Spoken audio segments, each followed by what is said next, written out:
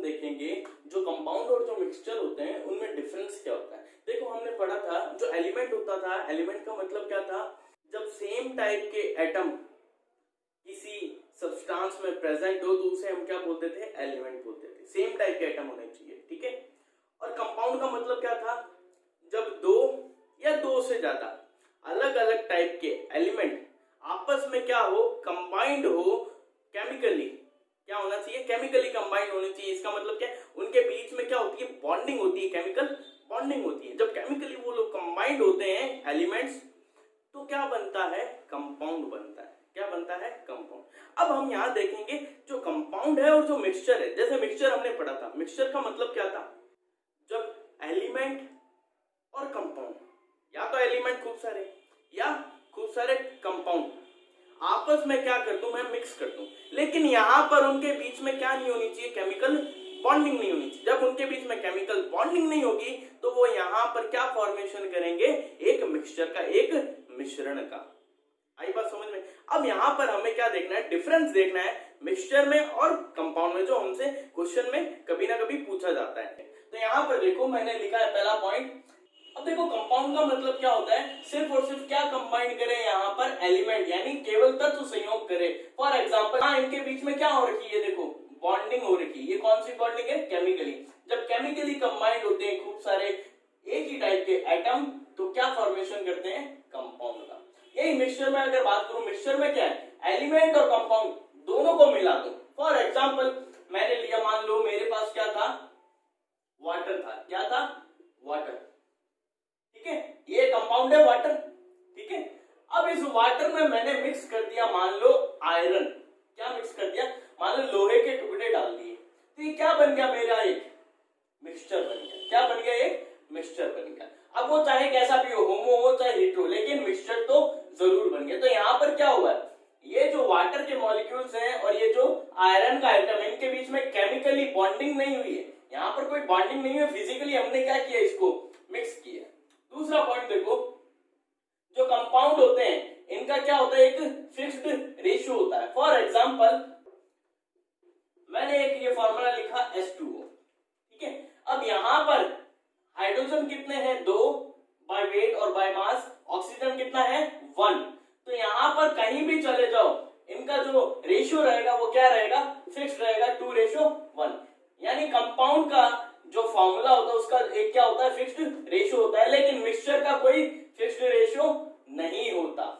तीसरा पॉइंट देखो, pure substance. Compound क्या होता है, एक प्योर सब्सटेंस होता है, बल्कि मिक्सचर क्या होता है, एक इम्प्योर सब्सटेंस होता है।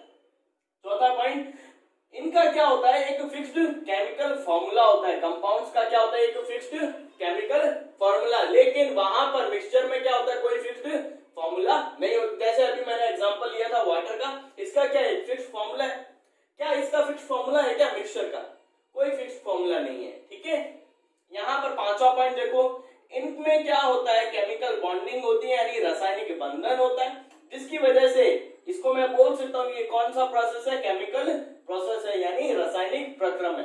लेकिन जो मिक्सचर है उनके बीच में केमिकल बॉन्डिंग नहीं होती, इसका मतलब वो क्या है, एक फिजिकल प्रोसेस है, भौतिक प्रक्रम है। आई बात समझ में। तो ये कंपाउंड और मिक्सचर का क्या हुआ, डिफरेंस हुआ।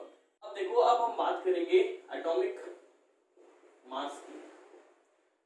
अब हमें कुछ एलिमेंट्स के क्या होने चाहिए, एटॉमिक मास यानी परमाणु द्रव्यमान याद होने चाहिए। फॉर एग्जांपल 1 से 20 तक तो एलिमेंट के सभी के एटॉमिक मास तुम लोगों को याद होने चाहिए, ठीक है। उसके बाद कुछ और एलिमेंट्स हैं जिनके एटॉमिक मास आपको याद होने चाहिए, ठीक है। अब एटॉमिक मास तुम्हें पता होता क्या था, प्रोटॉन और न्यूट्रॉन का अगर मैं सम कर दूं, किसी भी एटम के न्यूक्लियस में जो प्रोटॉन और जो न्यूट्रॉन प्रेजेंट होते हैं वही उसका क्या होता है, एटॉमिक मास।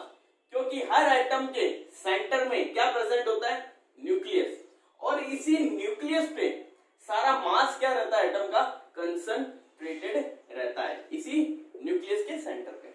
इसीलिए हम बोलते हैं प्रोटॉन और न्यूट्रॉन का सम कर दो तो आपको क्या मिल जाएगा, एटॉमिक मास मिल जाएगा, ठीक है। अब यहां पर सुनना, कुछ एलिमेंट्स में जितने प्रोटॉन होते हैं उतने क्या होते हैं, न्यूट्रॉन।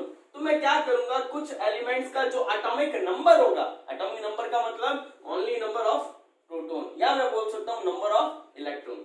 उनका जो एटॉमिक नंबर होगा उसका जस्ट डबल कर दूंगा तो मेरे को क्या मिल जाएगा, उसका एटॉमिक मास। लेकिन कुछ एलिमेंट्स में क्या होगा, ये नंबर ऑफ न्यूट्रॉन क्या होते हैं, एग्जैक्ट प्रोटॉन के इक्वल नहीं होते, कभी कम होते हैं कभी ज्यादा, तो उनका एटॉमिक मास अपने को याद रहना चाहिए। तो यहां पर मैं कुछ एलिमेंट्स के एटॉमिक मास लिखता हूं, वो देखना। अब देखो मैंने यहाँ पर कुछ एटॉमिक मासेस लिख दिए और कुछ जगह खाली छोड़ी है। देखो यहाँ पर हाइड्रोजन में देखो, हाइड्रोजन का एटॉमिक मास मैंने लिखा है 1। इसका मतलब इसमें प्रोटॉन कितना है 1, क्योंकि इसका एटॉमिक नंबर भी क्या होता है 1। लेकिन इसमें न्यूट्रॉन नहीं है, तभी इसका एटॉमिक मास क्या है 1 आया, यानी न्यूट्रॉन 0 होता है। तो आपको ये याद रखना है। उसके बाद देखो हीलियम का मैंने लिखा नहीं है, इसका मतलब हीलियम का एटॉमिक नंबर क्या होता है 2। 2 का जस्ट डबल करूं तो क्या आता है मेरे पास 4, तो ये इसका एटॉमिक मास हो गया। तो ये तो वो है जो मैंने नहीं लिखे, वो है जिसका आप एटॉमिक नंबर जस्ट क्या कर दो, डबल कर दो, आपको क्या मिल जाएगा एटॉमिक मास। लेकिन जो लिखे हैं वो सारे वो हैं जो आपको याद रखने हैं, जो जस्ट डबल करने से नहीं होंगे, वो कम ज्यादा होते हैं, वो आपको याद करने हैं।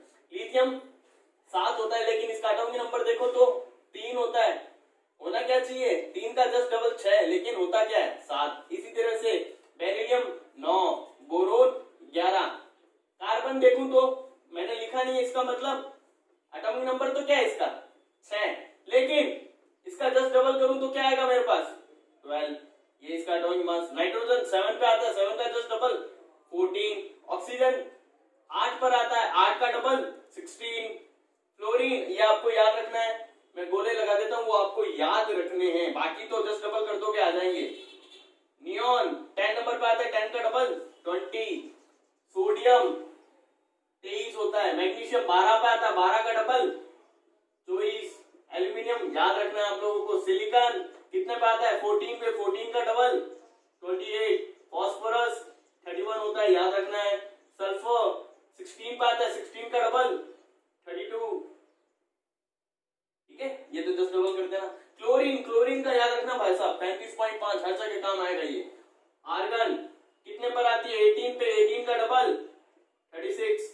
पोटेशियम 39, ये आपको याद रखना है। कैल्शियम 20 पे आता है, 20 का डबल 40, तो ये तो याद ही नहीं रखना आपको। ठीक है, फिर आगे देखो ये जितने भी एलिमेंट है इन सब के आपको एटॉमिक मास याद रखने। तो टोटल कितने एलिमेंट्स हुए जिनके आपको एटॉमिक मास याद रखने, 1 2 3 4 5 6 7 8 9 10।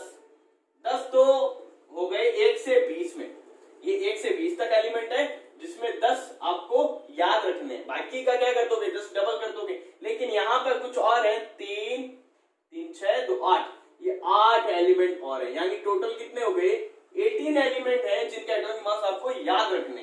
ठीक है, जैसे क्रोमियम का 51.9, मैग्नीज का 54.9, आयरन का 55.8, निकेल का 58.6, कॉपर का 63.5, जिंक का 65.38, सिल्वर का 107.8, ऑरम यानी गोल्ड का 196.9। ऐसा मैं क्यों बोल रहा हूं, क्योंकि जब हम कभी मॉलिक्यूलर मास निकालेंगे किसी कंपाउंड का या किसी सब्सटेंस का, तो हमें इनकी जरूरत पड़ेगी। हो सकता है वो क्वेश्चन में देगा, हो सकता है वो ना दे। फॉर एग्जाम्पल मैं यहां लेता हूं एक, मैंने पूछा कैल्शियम कार्बोनेट का एटॉमिक मास निकाल के बताओ।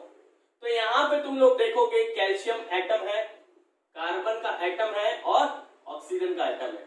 कैल्शियम के एटम कितने हैं 1 प्लस, कार्बन के एटम 1 प्लस, लेकिन ऑक्सीजन के एटम कितने हैं यहाँ पर 3 है, तो 3 इंटू ऑक्सीजन का एटम। कैल्शियम का एटॉमिक मास आपको पता है 40 होता है, 20 का जस्ट डबल 40। कार्बन 6 का डबल 12। ऑक्सीजन, एक ऑक्सीजन का कितना होता है 16। इनको आप मल्टीप्लाई करो, ऐड करो, यहां से मल्टीप्लाई करके फिर ऐड कर दो, आपका एटॉमिक मास आता है। ये तो है सिंपल, जिसमें आपको जस्ट डबल करना हो। ठीक है, लेकिन मैं कुछ और लेता हूं। मैंने लिया, मान लो मैंने लिया AgCl, सिल्वर क्लोराइड, और पूछा इसका एटॉमिक मास निकालो। तो आप लोगों को पता होना चाहिए सिल्वर का एटॉमिक मास, तो यहां से देखो क्या है 107.8 सिल्वर का एटॉमिक मास। क्लोरीन का अभी मैंने बताया था 35.5, इनको